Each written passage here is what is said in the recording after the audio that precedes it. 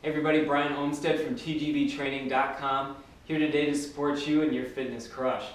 And today we've got a series of warm-up exercises. These are great, easy, quick way to add to your regular routine and strengthen and increase the mobility in particular problem areas I'm seeing. These are the hips, the hamstrings, the lower back. You know, we're seeing a lot of tightness there from people sitting most of the day, especially in front of a computer. So if you're consistent with these exercises, we can see a reduction in the future risk of injury, and also just start to see some more mobility in your regular workout routines and possibly some decrease in pain if you're having it. So suit up, let's run through a quick start guide, just a brief overview of all the exercises, then we'll run into some more detail such as the reps, key form points, and how you can progress as you improve. Also, if you can think of anybody else that would benefit from this content, please like it, go ahead, share it. Support your decision to make fitness a regular, healthy part of your lifestyle, and also support your friends and family in the same. If you have any questions about the content, or you want to leave me a comment about how it's worked for you, please comment either on Facebook, on the website. We're at tgbtraining.com. Let's get it started.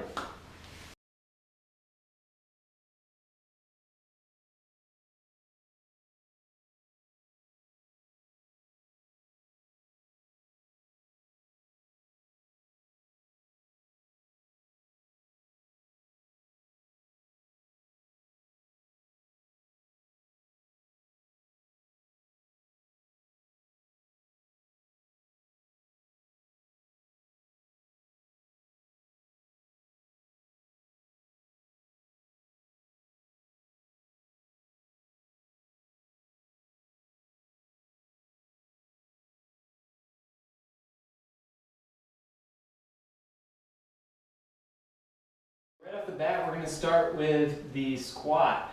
And first I want to show you a great way to learn how to properly do the squat. This is a great exercise because it takes the hips through the full range of motion, forces you to use your core, and also helps just strengthen up some of the lower leg muscles and gets the blood pumping down there. So here, this is what we're looking at. I want you to start from the sitting position. This is a great way to start because it puts the knees in alignment with the ankles and puts you in a position to be able to stand up naturally without pushing the knees forward. When a lot of people try squatting for the first time, they tend to do this. So you can see my knees are coming way forward here as I bend down. Something like that. Whereas what we want is to stick the butt out and keep those knees over the feet. We want to limit that forward motion as much as possible. So this is how it should look. You want to reach back and put your butt right on that seat. This will keep that knee right where we want it. And doing this from the very beginning, you want to do this for maybe 3 to 4 workouts to ingrain the correct motor pattern. Just get used to feeling that this is the way you should be doing the squat. When I stand up, I'm really pushing through the heel rather than the forefoot. So I'm pushing through the heel to get up. What we're trying to build up to is a deep squat.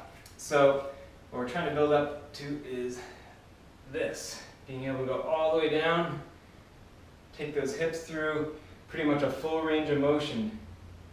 I'm holding it at the bottom, holding it, just to stretch everything out, nice and tall in the chest, getting some stretch and contraction in the lower back, and then I'm coming up. So we want to do about 10 of these, whether it's the sitting squats or this full deep squat.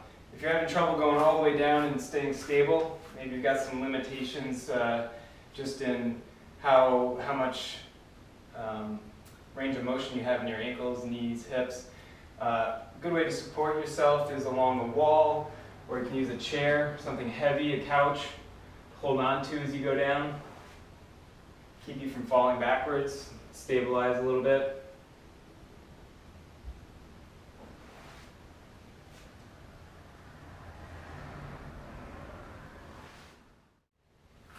Alright, so moving on, we're going to look at doing the back lunge. So this is a great one, similar to the front lunge, but we're just stepping backwards. Now when I go down, I like to put my hands on my hips so I know I'm trying to keep my hips pointed forwards. I don't want to let them roll backwards. This is the position, here if I lift up my shirt you can see, this is the position, see my lower back is kind of curved out, but we want to keep the hips pushed forward. This will help pull along the front of the hip here in the hip flexors. This area gets pretty tight from working at a desk. You know, when you're at a desk, you're in that sitting position all day like this, probably leaning forward a little bit, and this is just chronically tight right in here. So with this lunge, taking a step backwards, keeping the hips pushed forwards. You can even push into it a little bit. So you push this foot, or the knee just forward a little bit, and you should feel it right through here. Hold it for 1 or 2 seconds, then pushing back up, alternating with the other foot. All right, next we got the straight leg swing. This is a good cornerstone for any kind of running warm-up. It's great for making sure that the hamstring gets extended all the way through, especially at that high intersection point up at the hip. So what we're going to do, we're just going to lean against the wall a little bit and get a nice easy rock going, keeping our knee as straight as possible. For those with really tight hamstrings, you might not get too much range of motion.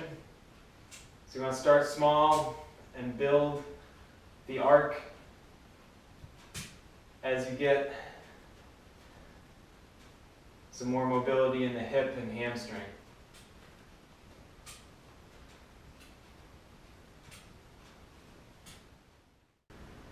Lift up one leg, hold on, and I'm going to actively push against my hands while I push up and do a bridge with the other leg. I'm pushing through the heel,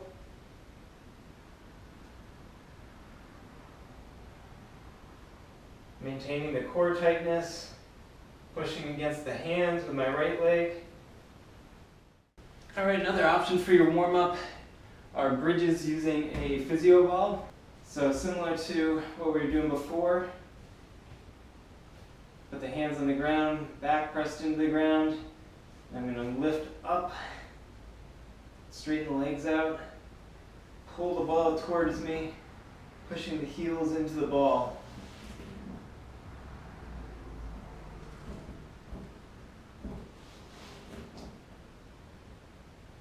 Keeping the core engaged, pulling with the hamstrings.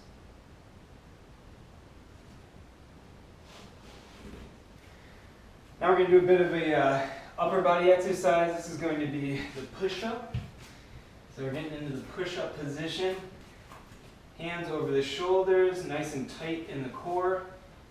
If you're not able to do a full push-up, you can put your knees down, but again, nice and tight in the core.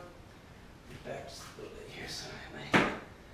And as you go down, you maintain that tightness in the core, and back up.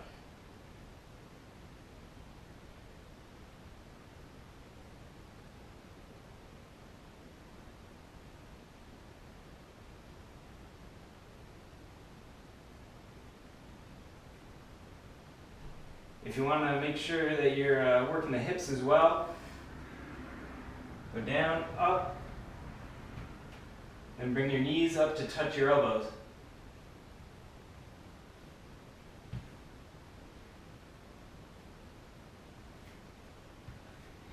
If you're not quite able to do that, you can do a couple push-ups and then just do some mountain climbs.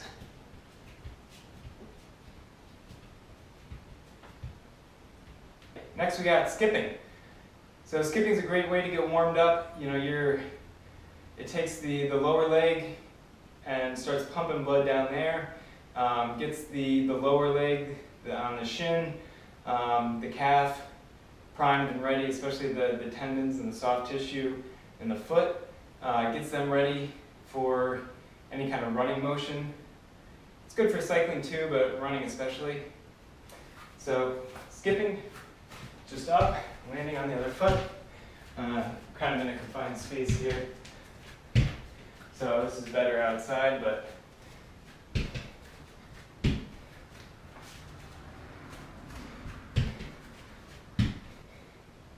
all right, now we're going to use the hollow rock. Hollow rock is a great core exercise. It targets some deep core ab muscles that normally don't get used. If this is too difficult for you to do, I'll run through some alternate versions as well that you can start with. So starting off though, this is the hollow rock position. To start, we just lay out arms and legs extended. Again, push that lower back into the floor. I shouldn't be able to get my hand under there. And we're going to raise both the hands and the feet. And then tight like a rock, rock back and forth.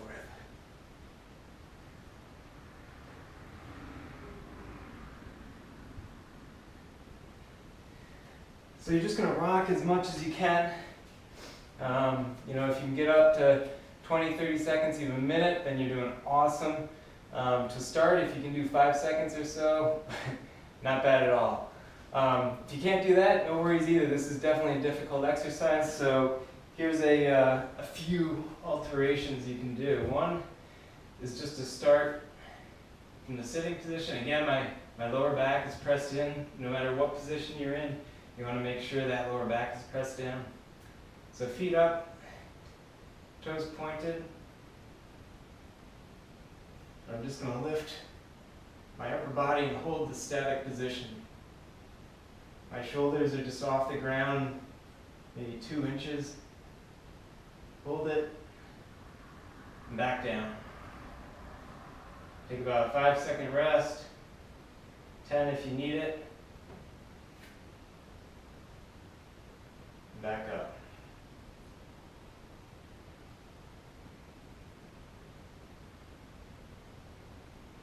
If you master that, you can go on to extending one leg.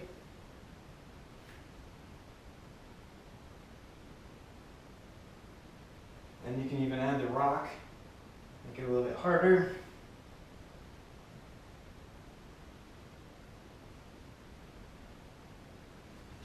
From there, you can add the chair rock, which is just the static position of the chair.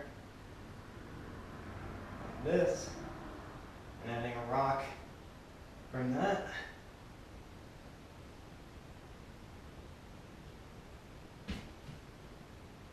So we got plenty of variations you can do, no matter what level you're at. I tend to start with the leg a little bit behind me. This helps to focus on having to pull the hamstring rather than the hip flexor. Another good way to do it is to start with the ankle right up against your other ankle and track that foot all the way up one leg. Track it up the inside of the leg.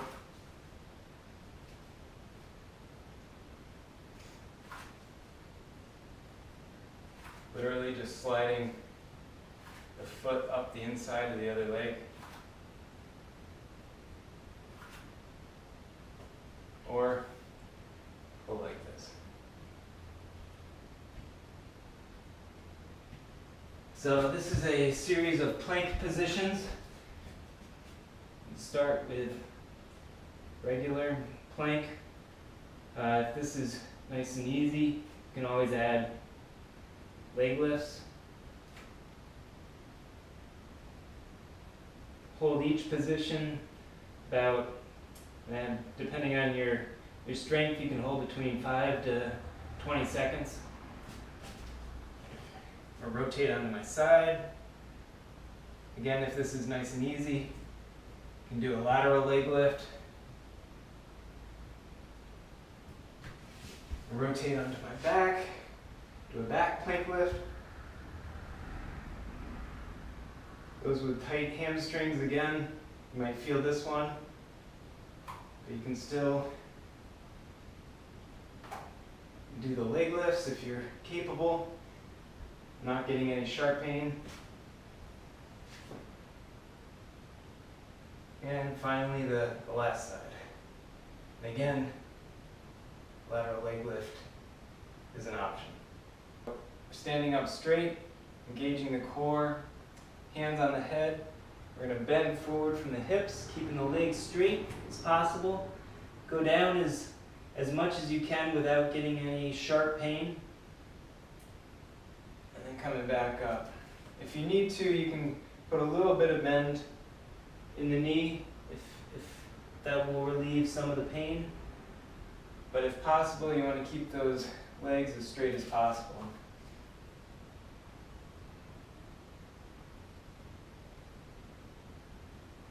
All right, let's wrap this up. Now that we've gone through all the exercises in detail, go back through, follow along, nail the form, and then regularly start adding this into your regular routine. It's only 5 to 10 minutes right before you go out on your run to get primed and ready and start to loosen up some of those problem areas, the hips, the hamstrings, and lower back.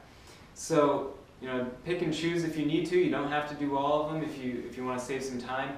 Or if you've got particular exercises that are causing a little bit more pain, you can stay away from those for a couple weeks and then come back to them. I'm Brian Olmstead of tgbtraining.com, and I'm challenging people just like you to make fitness a regular part of your daily routine. I'm sharing my experiences and experiments and tools that I've come across in my fitness journey to help you with yours. So if this comment or if this content benefited you, then leave a comment or like, and remember, if it helped you out, it can probably help somebody else. So go ahead and share it and help somebody else with their fitness crush. That's all for now. Stay healthy and happy, and TGB out.